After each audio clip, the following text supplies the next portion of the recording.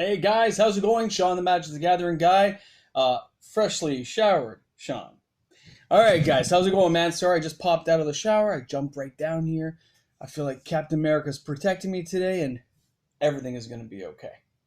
So, yesterday we talked about, as far as I adjust this, typical me not being prepared. What else is new? For those of you who watch, I just kind of ramble on, and that's the way it's going to be. So, what caught my eye today was a couple of smaller and larger items. I finally got a chance to go through. I'm still missing some, but I got a chance to go through like my more of the Spark stuff. Like from the boxes, I opened 3 boxes and three pre-release kits. And I look back. Okay, I did really well. I'm actually really happy with what I got. I don't have a single complaint in the world. I mean, I got 4 Nicol Boluses. I got like 4 Ugins, like 4 Karns, 7 Teferis. Only 1 Dread Horde. Nissa I got about 5 or 6. A lot of the finales. Not all the gods, but quite a few of the gods. Of course, lots of other utility cards that were great. I was really happy. Now, I've heard talk lately from my local store and a couple of the people I work with, and they're just wondering what's going to happen. We got Core 2020 coming out, which we just kind of talked about yesterday. Modern Horizons hit out there, and it's fine. They're all great sets, and don't be too surprised. They all came out around the same time because, summer's usually at lull time, right? So there's getting a whole bunch of sets out that we get to play with and experiment with all summer long, and I can't wait.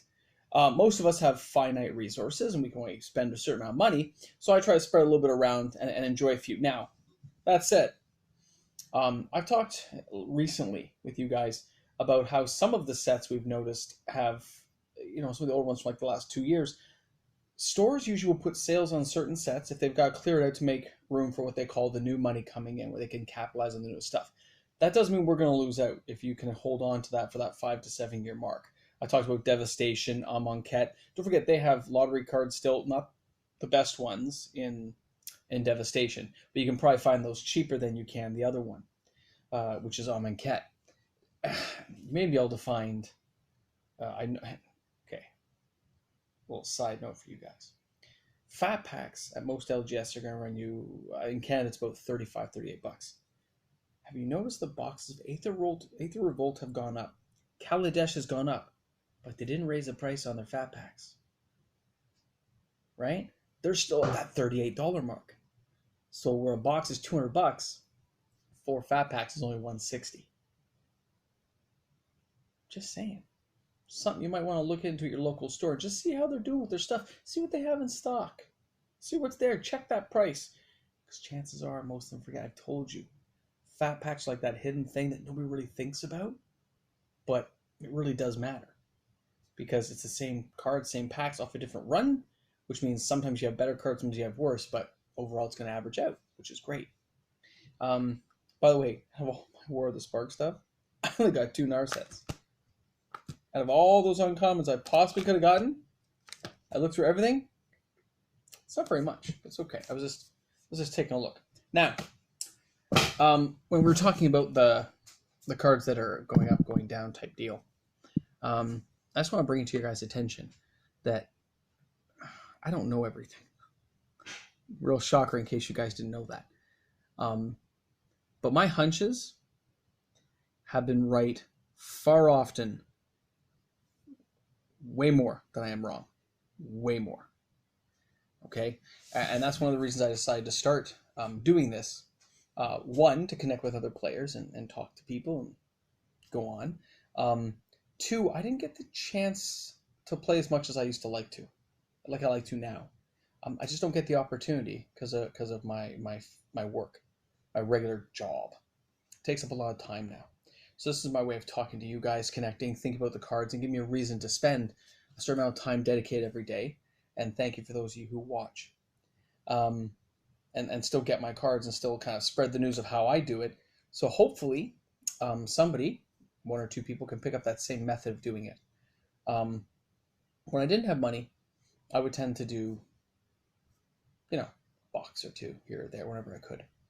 And then I got into other ways of doing it. And number 1 being flipping them over every few years, and it's led now to quite I mean, nowhere near like some of the big guys, but for me, quite a collection. I'm sure just at the face value of these cards, it's sealed in their boxes. It's a significant amount of money for me. Probably not for some people, but for me, right? And anyway, so when I give advice here, guys, I don't know. Like, I don't really know. I'm just saying what's worked for me. And freshly showered Sean says, you know, if I would pass the word on.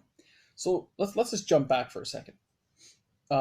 Most of you know, especially those who call me Mox Man, that I tend to collect a lot of this Mox, which is Mox Amber, a lot of it.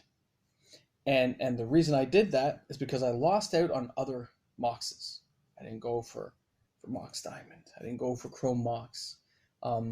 Back in the day, I traded away Power 9 Moxes because I wasn't using them anymore. Short-sighted, stupid, and new when you think about the worldwide of Magic, where back then in a small hick town, you don't know. You have no way of, you know, we had Scry Magazine, Inquest, that kind of stuff. So now I take the approach of whatever I get, I usually don't get rid of. I just sit on it. So I got like all these things always sitting around with, you know, those are those promo ones that come from this, you know, it just sits there. And then eventually it turns over, usually becomes worth more money, which is like those Eldrazi I put up on eBay. You know, I bought those for like $16. I've doubled my money when I sell them, which is great. $38, boom, right? And I'm smart because I'm not greedy, guys. I'm not trying to make a killing. I'm just trying to keep doing what I love doing, which means, you know, double money, which means you can pay off your bills, pay off any interest that happened on those bills, and put a little bit of money forward into your next investment. Hold on one second. I'm still going to talk, but I'm going to be there. So what I want to bring up, guys, is although I'm off screen here, just walking over, I'm going to show you another one that I had quite a bit of luck in. So,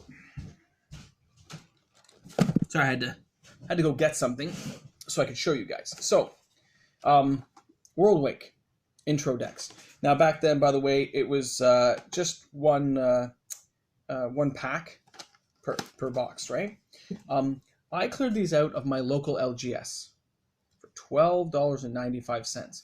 This set goes back to, what year are we in here? So when I say a year, it's got to say a year somewhere. They always say a year. Here it is on the side. 2010. Okay? This is 2010. So these are 9 years old. I only bought these about 4 years ago. $12.10 each. Just one pack in there. So I bought everything they had. Why did I buy them? I don't know. I had a hunch. I happened to look these up the other day. These are hard to find now, obviously. I only have 5, but they're going for about $70 each. So let's take that at 12 times 5 being $60. But each one now is worth around 70. 70, 70, 70, 70, 70. 7 times 5, anyone? $350 right there. If I sell them online and I don't go for the max market, I'm always the lowest because I actually want to sell the product that I'm selling to people. So I will actually undercut whatever it takes. As long as I'm above that $12.10 mark, I have made a profit. And a lot of people get greedy and they think they need the most money. No. That's where people go wrong. You want to get it out, get it in the market. So in my case, I like to, sure, I'll start at $70. So I'm already about 5% under people. But I'll keep dropping it until they sell because that's the point. I already have the cards I want from World Wake. There was more of these. I've opened a whole bunch because I was looking for cards and I couldn't find boxes of World Wake back in the day. But these were cheap. They're easy. I kept a couple just because they look pretty. And I was doing my booster draft and I used to crack some to add to my booster draft collections when I was doing randomized selling. So this worked out very well. I'm not always right, but I'm right a lot. So keep that in mind that you don't know where you're going to find these things. Let's see, this one's called Mysterious Realms, Rapid Fire, a lot of Rapid Fire apparently, and the Flyover. So there's stuff there. And you never know what cards inside those become worth money later on, which a lot of people forget. So, I don't know, I just wanted to mention that today. I was thinking about it, the investment side sometimes, where people want to make a lot of money. It can still be a lot of money if you sell a lot of little things. It is more work. But if you're enjoying having fun with your game, like I do, talking to you guys every day and getting to key into this stuff and just discuss it, randomize it, and come on, cool boxes, cool art, it looks good. I love looking at it, which is why these probably haven't sold yet. It happens, right?